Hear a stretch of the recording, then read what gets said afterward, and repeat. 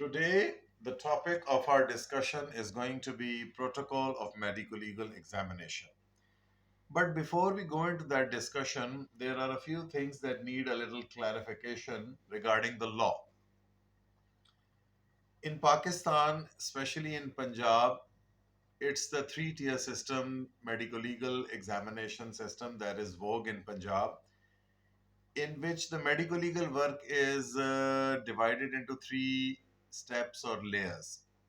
First is the initial medico-legal examination that is conducted by the medical officer, any authorized medical officer as per PPC section 299C. And that male medical officer or the woman medical officer is authorized by the government to conduct the medical legal examination in either the teaching institutions of Punjab or at the rural health centers or Tehsil headquarter or the district headquarter level. Now, these first medical legal examiners, they examine the case, and they are the ones who examine the fresh injury. They are the frontline warriors actually, and they are the ones who deal with the victim firsthand. So that is the most important examination. Otherwise, anything after than that, if the case is challenged like about 6 months or a couple of months later or a year later, then it all becomes to like something like a educated guess. So it is the first medical legal examiner. That examination is of prior most importance. So the emphasis is going to be mainly on the first medical legal examination protocol. Then any case that is regarding any agency of the country, if a uniform is injured in the line of duty, then that person is to be examined by the initial medical legal examiner, not by the district standing medical board. Now, this was the first step, and once any person, like either the victim or the assailant, they are not satisfied with the result of the initial medical legal examiner, they have a choice to go into the court and get a court order for a re-examination in the district standing medical board. This is the second tier. In that, the case is re-examined and the district medical legal examiner, it's actually a board. It comprises of the four members in which medical superintendent is the chairman, and there is a district medical legal officer, there's a DHO, and there is a surgeon that is the fourth member. Now, this opinion is either unanimous, or if either of the member disagrees with that, they have their right to give their independent individual opinion. This was the second tier. Now, again, let's say that either the board agreed with the initial medical legal examiner or they disagreed with the initial medical legal examiner. Again, there is one unsatisfied party. Now, this party can further approach the court for orders of the provincial standing medical board. Now, those court orders, when they come to the Office of Surgeon Medico Legal, then they are forwarded to the health department for approval of the Constitution of Provincial Standing Medical Board. Now, the Provincial Standing Medical Board re examines again that case, and as the case was in the previous scenario, they can either agree with initial medical legal examiner or they agree with the district standing medical examination, or if both were already on one unanimous decision, it might be that provincial standing medical board also agrees with both of them, or they can have a difference of opinion. That all depends upon the case, circumstantial evidence, and whatever the things that are provided to the provincial standing medical board. Now, next very important thing, it has been ruled by the Supreme Court in 1996 that the medico legal examination of a female victim, whether alive or postmortem of a dead body of a female victim, is to be conducted by a woman medical officer. No male individual is to be involved either in the sample taking of the living victim of sexual assault, or postmortem examination of any sort of in case of a female victim. Third important thing is the Injured Person Act. In the Injured Person Act, it is most important to save the life of the individual. The priority is to save the life. Your priority is not to make a picture perfect medical legal certificate and in the due process the patient might lose his or her life.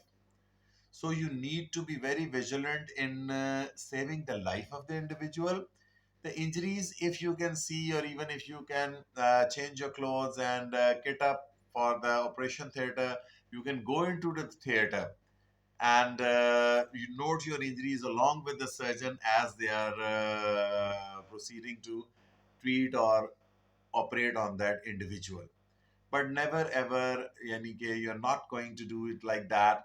You are going to give preference for the medical legal examination first and then the patient is to be operated upon. No. Life of the patient is the priority of each and every doctor. The next thing is immunity from jurisdiction. All over Punjab, all over Lahore, hospitals have been divided and different police stations belong to certain hospital. Certain hospitals have police stations within their jurisdiction. Like for example, Mayo Hospital has 11 police stations within their jurisdiction, and Services Hospital has like 13 police stations attached with that hospital. And similarly, Allama Iqbal Medical College and Lahore General Hospital. I'm talking about Lahore as I belong to Lahore. But the thing is, sometimes an individual comes who's extremely critical, extremely like borderline. Sometimes they are just like BP less and pulse less. So, such cases in which there is a threat to the life of an individual, you are not going to tell that individual to just go to the hospital belonging to the jurisdiction of your own police station so that your MLC might be conducted and then you might be treated. This is not going to be the case. This is not like that. Any hospital who is receiving any individual, any tertiary care hospital which has the facility to treat that individual is not going to refuse the treatment to that individual. And similarly, any medical legal officer sitting in that emergency is going to note down the injuries of that critically ill patient and then later the medical legal certificate on receival of a court order so that your jurisdiction might not be compromised and yeah, you may not fall under the allegation of that you conducted the medical legal examination with a malified intention. Okay. Now, this was a brief description of the law that was necessary to be discussed prior to that. What we are going to discuss now. The usual medical legal cases that come into your ER are firearm injuries, physical assault due to blunt means, sharp edge weapon, sexual assault, rape, sodomy, unnatural offenses, oral sex, intoxication, either voluntary or fraudulent, could be due to drugs, poison, alcohol, or a combination of such things like street drugs plus alcohol or things like that. Then burn, victims they come, vitriolage victims they come, road traffic accidents, sexual potency of a male offender. In case that that person has conducted the sexual offense, he needs to be declared as potent or impotent. Age estimation cases, no injury certificate, and finally, you might come across an unknown, unconscious, unattended individual who might be unconscious due to some organic problem. Maybe he's hypoglycemic, maybe he's in diabetic ketoacidosis.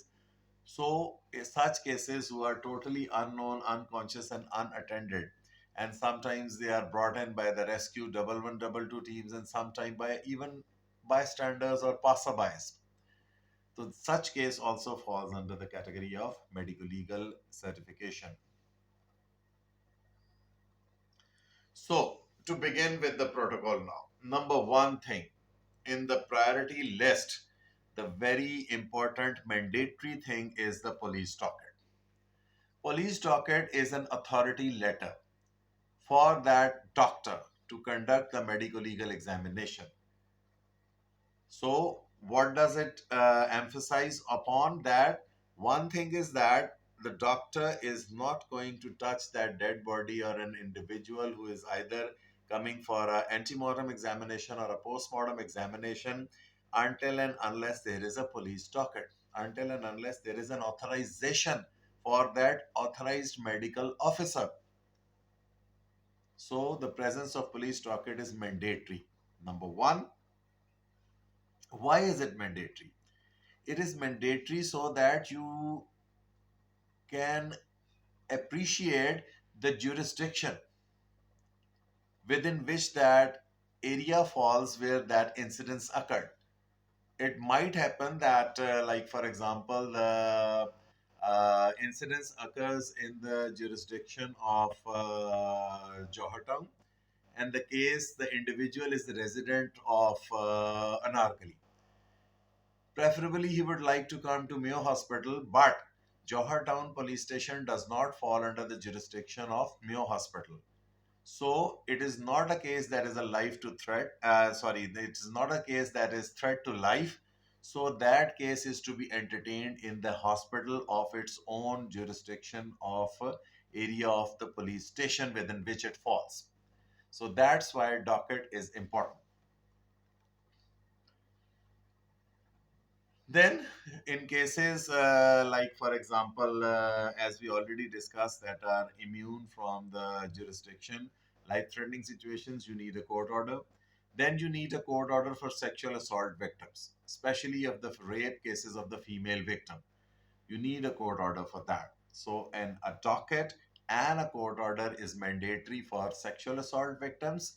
And besides that, a court order is required for district standing medical board and for the constitution of provincial standing medical board.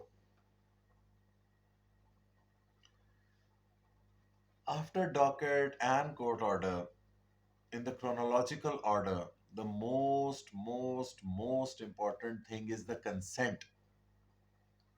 You always have to take the consent of the individual. Even if that individual is brought in police custody and the individual is handcuffed, still the consent is mandatory until and unless that person is intoxicated.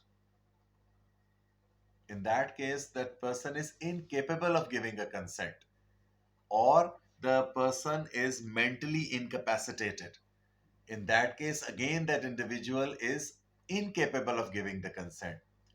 And thirdly, in case of age of minority, when a child is brought in less than 18 years of age, the consent of that individual is also not valid.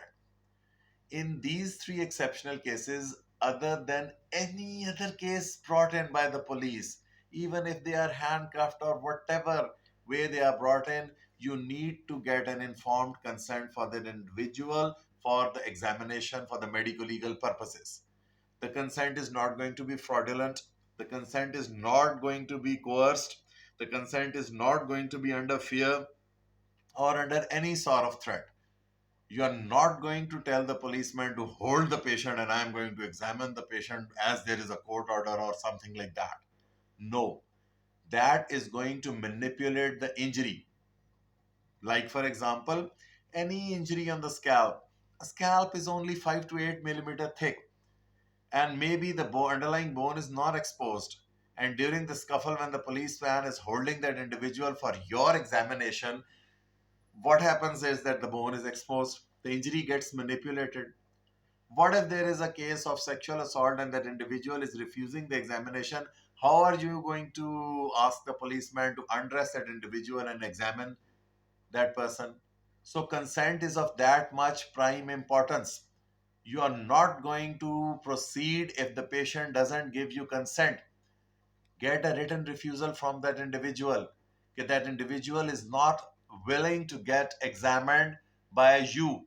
Get a thumb impression, get his national identity card number, get his signature in the presence of two witnesses, and then give that docket or the court order back to the policeman that the individual is not compliant with the examination. So, consent is mandatory and that much important. Do not overlook that. Okay, you got the docket, you got the consent. Now you have to assess the individual. And to begin with, very first thing is the demeanor. You have to see the appearance of the individual, whether the patient is conscious, semi-conscious, or unconscious. Orientation of the individual, either the patient is well oriented or disoriented. Gait of the individual, is it normal or staggering?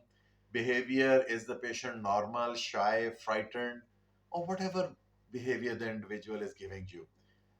You have to check for coherence, the verbal talk and the cognitive analysis, and the attitude, whether the individual is euphoric or dysphoric. Now, all these factors that are mentioned, they are important in all cases, either in poisoning cases, either in alcohol cases, either in drug intake cases, either in street drugs or pharmaceutical drugs like benzodiazepines. And then again, you also have to assess the individual for differential diagnosis that the patient might not be suffering from any sort of medical legal issue. The patient may be staggering due to like hypoglycemia, like any cerebrovascular accident. So you have to rule out the clinical organic causes as well. You need to know the differential diagnosis. You need to have that on your fingertips. Like for example, if a patient comes for pinpoint pupils, the pinpoint pupil can either be due to organophosphorus poisoning, it can be either due to chronic alcohol poisoning, it can either be due to like opioid poisoning, it can be either due to benzodiazepine poisoning. But then again, if you look at the organic causes, it can be due to anterior uveitis, it can be due to pontine hemorrhage, it can be due to Horner's syndrome. So you need to know all these things. So you have to assess the individual like that. Within seconds, within nanoseconds, you have to follow through the treatment and the medical legal certification of that individual. Then patient comes in. If it is brought by an attendant, the attendant brings in the receipt of the hospital in which the biodata of the individual is mentioned. The name, age, gender, the CNSE number, and then son of, daughter of, wife of, something like that. Then address of the individual with two identification marks to be noted along with two bony landmarks. And finally, the thumb impression, the left thumb impression for the male and the right thumb impression for the female victim in consent form. Next important thing is history. Please appreciate the significance of history. Please, please, please do not just write history of fight. That is not enough. You have to narrate the history in whatever words the victim is telling you. You are not going to put your words into the mouth of the victim, but still, you have to analyze, you have to ask for the details like number of assailants, the weapon every assailant that was carrying, from which direction the victim was attacked and approached, what hit him, when hit him, where hit him, and how many individuals. Like sometimes people say that there were 7 people and you find only a couple of injuries on the body or a few injuries on the body. Like 7 people, if they are beating the daylights of out of an individual, his body should be full of injuries or marks of external violence, but they are not to that extent. And if you probe into the history, the individual says that 4 or 5 people just grabbed him and only 1 and 2 hit him. So you need to ask for, and sometimes even they like, for example, they tell you that axe was the weapon. Now, axe is a sharp, heavy edge weapon. If that hits any place, it's going to at least have 7 to 8 inches long blade, curved blade. So 7 to 8 inches long curved blade is not going to inflict an injury of only 1.5 into 1 centimeter. So you need to assess the dimensions and configuration of the injury along with the comparison of the weapon that is stated in the history. That will help you in eventually deciding that either the injury is fabricated or not. That is the thing that you have to finally decide about each and every injury, that the injury is either fabricated or not fabricated. And this history is the most important factor. This is the decisive factor. Always read the FIR if that is available. In the initial medical legal examination, FIR is not available, as FIR is then conducted after the initial medical legal examination, because there are few injuries that are non-cognizable and the other ones are cognizable. So on the segregation and differentiation of the cognizable from the non-cognizable offenses, FIR is either conducted in cases of cognizable offense, and it is not that FIR is not conducted in cases of non-cognizable offenses. They are conducted, but on production of a court order. So if it is a non-cognizable offense, it is not taken for granted that nothing is going to happen in that case. There is no follow through in that case. Obviously, there is a follow through in that case only through then order of a court. So history signifies that much, holds that much importance in the entire medical legal certification. Each and everything is important. Docket is important. Court order is important. Consent is important. Demeanor and biodata are important. History is important. Every step is important. Nothing can be missed. Please don't miss anything. Don't take any point at any stage of medical legal examination as easy and light. Next comes the examination of the clothes. Very vital. If there is a firearm injury, definitely it will help you decide the entry and the exit wound. The place from where the bullet entered, the margin and the fibers of that hole will be inverted. And where it was exiting out, there the margins will be everted and the fibers of the clothes will be everted. You are going to encircle all those corresponding holes and sign them, write the MLC number and hand over those clothes to police for gunshot residue analysis from Punjab Forensic Science Agency. Do not miss this step. Do not make that mistake of not sending that clothes for the gunshot residue examination. That is so much mandatory again. Then corresponding tears in a fight. If the clothes get torn, they should be mentioned. Buttons torn, clothes torn, then sharp edge weapon. A knife has been used, a person has been stabbed multiple times by a knife. The corresponding cuts are also to be noted and circled, and then again the clothes are to be handed over to police as case property. Blood stained, blood soaked, mud stained, mud matted, vomitus matted, urine matted, feces matted, everything is to be noted and written down in that column of clothes. And sometimes individuals come who have changed their clothes. So do not write those same clothes as depicting them as the clothes of incidents. Just tell that there is the history of change of clothes and these are the clothes that are worn after the incidents by the victim. That is that much important. Then coming to the general physical examination, you need to check the vital signs, the blood pressure, the temperature, the pulse. Then most important thing is the pupils.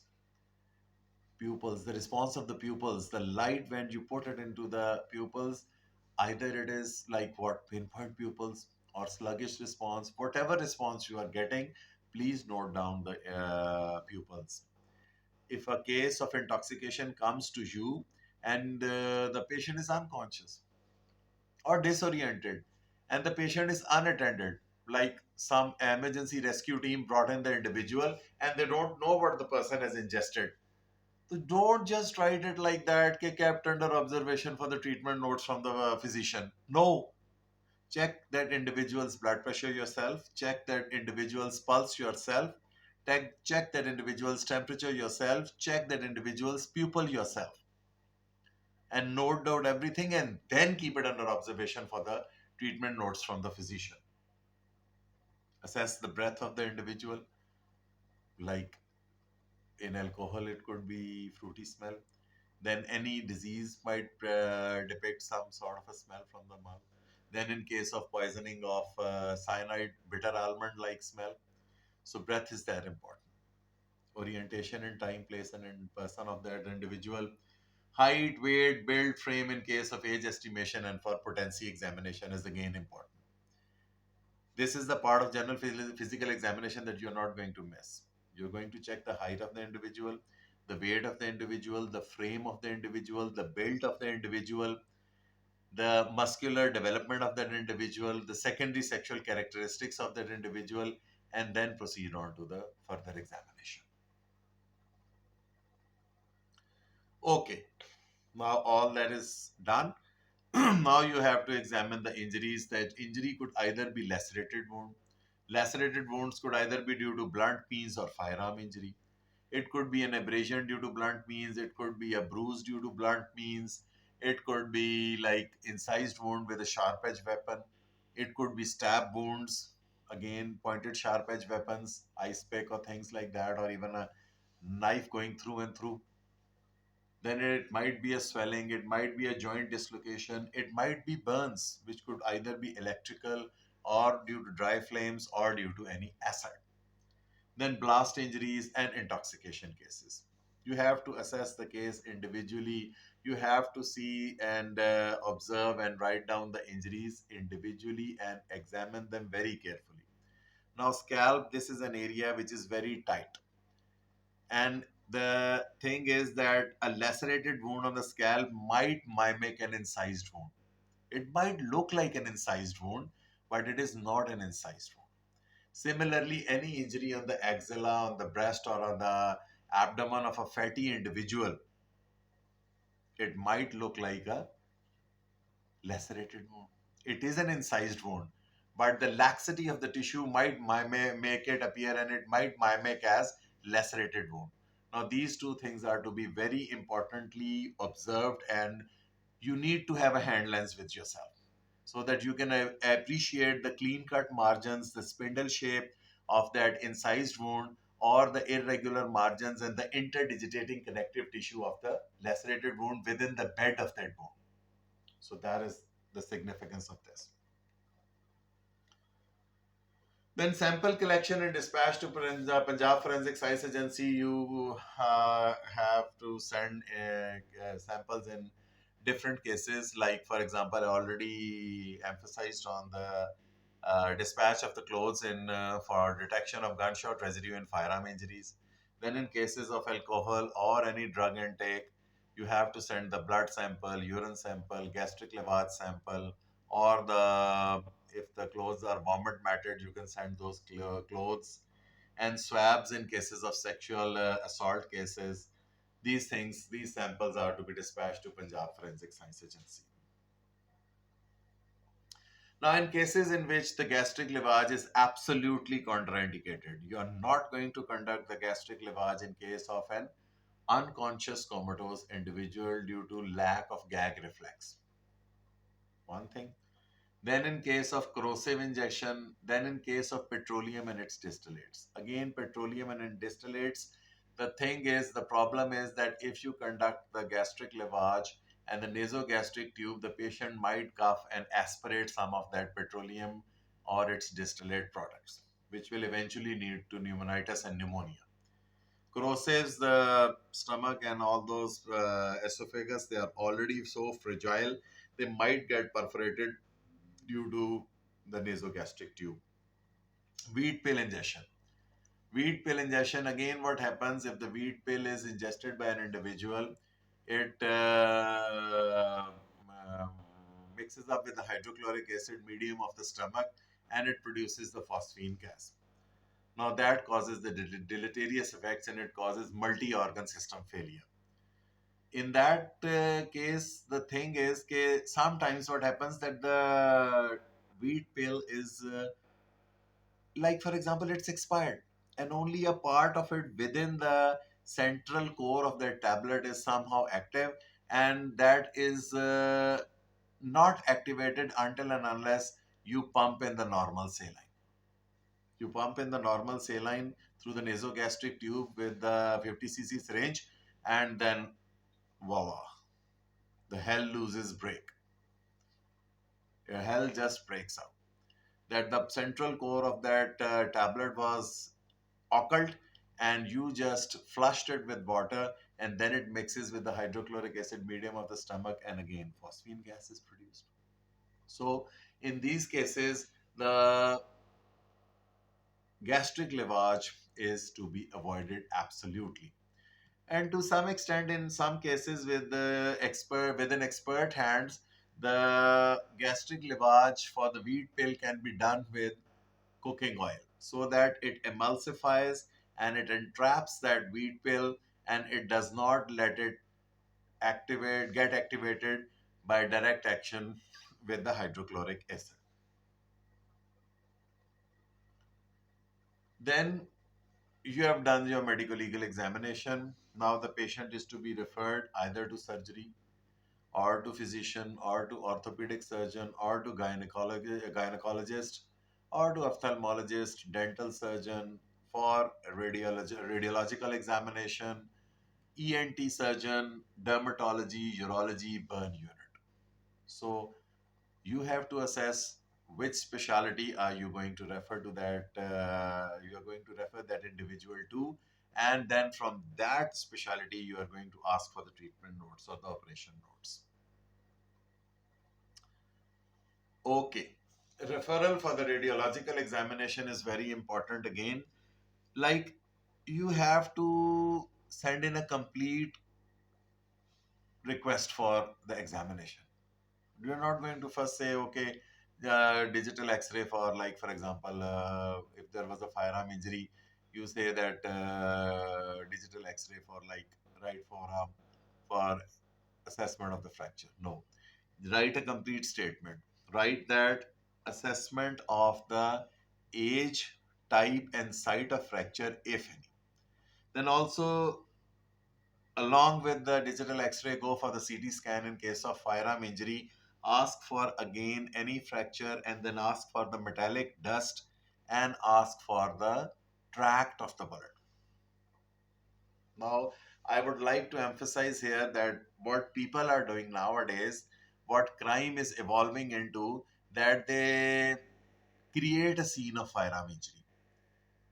There has been no firing done on the place of incidence, or if there was any firing, it was just aerial firing.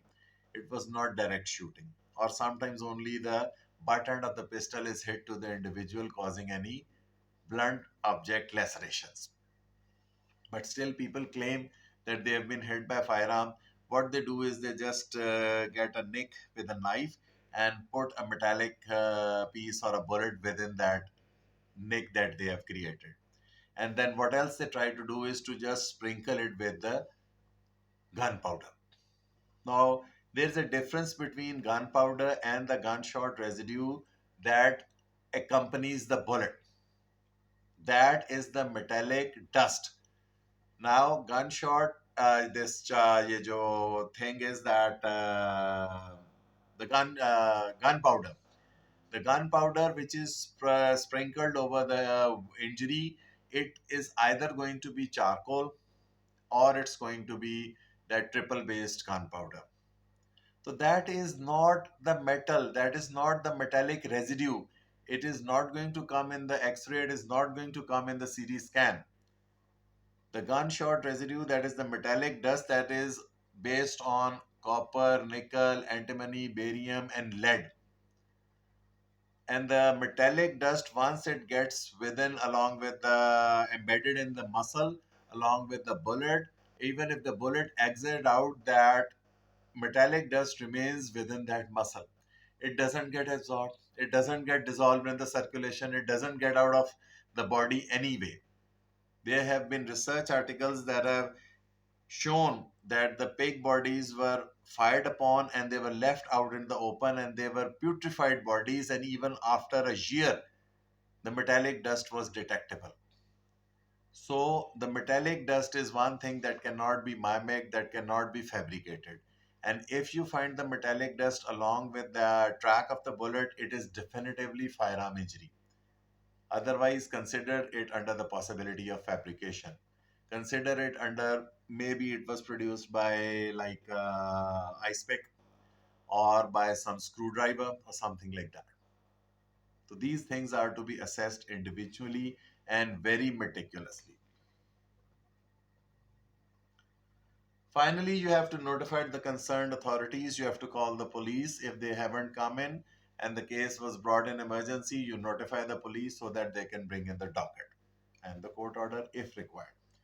Then you have to, if there is an individual, like for example, if it's a maid working in someone's house and it's either a male servant or a female maid and they have been tortured, either physically assaulted or sexually assaulted, so you need to call the gender-based violence cell. You need to call the Child Protection Bureau. And in cases of communicable diseases, you need to notify the respective authorities. Then, very important thing is chain of custody.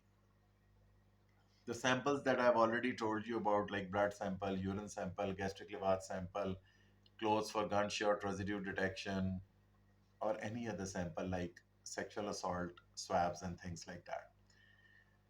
Police brings in the victim, doctor examines the victim, doctor collects the sample and gives the sample to the police.